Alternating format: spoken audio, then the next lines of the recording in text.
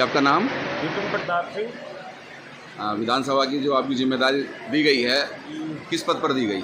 विधानसभा संयोजक की जिम्मेदारी है आज़ाद समाज पार्टी आजाद काशीराम समाज से। पार्टी से। क्या कहना चाहेंगे आप, जो जिम्मेदारी दी गई है उसके विषय में क्या कहना जो चाहेंगे? जिम्मेदारी मुझे दी गई है, जो हमारे सांसद जी हैं, जो चंद्रशेखर आज़ाद जी, उनके जो इन लोगों ने मुझे समझा और मुझे जिम्मेदारी दी, मैं उस जिम्मेदारी को आगे बढ़ाऊंगा और इसमें क्षेत्र में और जो नौजवान हैं उन्हें अपने साथ जोड़ूंगा और आगे चलकर इस कार्य को और सफल बनाऊंगा। जो जिम्मेदारी दी गई है, क्षेत्र के लोगों का किस तरह से आप सहयोग करेंगे आने वाले समय में? जैसे जिम्मेदारी दी गई है, इसका प्रचार प्रसार किस प्रकार से करेंगे आप पार्टी का अपनी?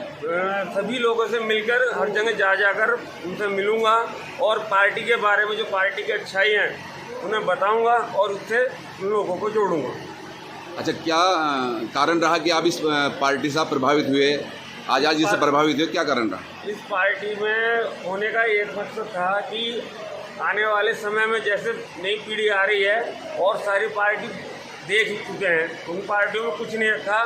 जैसे चंद्रशेखर आज़ाद जी ने आगे काम के लिए किया, वो आगे यहाँ चुनाव जीते हैं, उसी तरह मैं चाहता हूँ कि क्षेत्र में और लोग भी जुड़े, इस क्षेत्र में और लोग भी जुड़े आज़ाद समाज पार्टी से और सांसद जी के जो कार्य हैं उनमें अपना योगदान दें, यही कहना चाहता हूँ। जैसा कि आपको युवा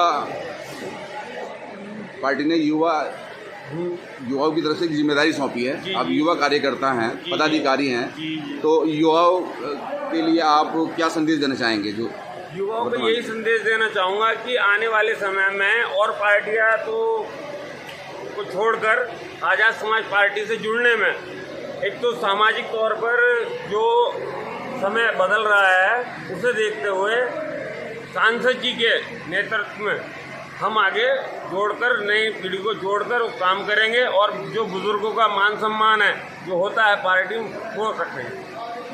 जैसे कि क्षेत्र में आपको जिम्मेदारी दी गई है, केवल पार्टी की नीतियों का ही प्रचार प्रसार करेंगे या इसमें आप जो गरीब मजलूम जो परेशान लोग हैं उनकी भी कुछ मदद करेंगे? उनकी भी मदद करेंगे। किस प्रकार से मदद करेंगे आप? किसी भी प्रकार से अगर कोई आता है कि उसके कोई कहीं समस्या है, थाना तहसील कचहरी, उसमें अगर जाना है उनके साथ जाएंगे और उन लोगों की मदद करेंगे। ये नहीं कि उन्हें वो कर देंगे, लेकिन उन लोगों की मदद करेंगे, साथ जाएंगे उनकी।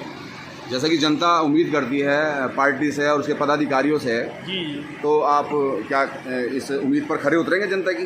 जी पूरे करेंगे।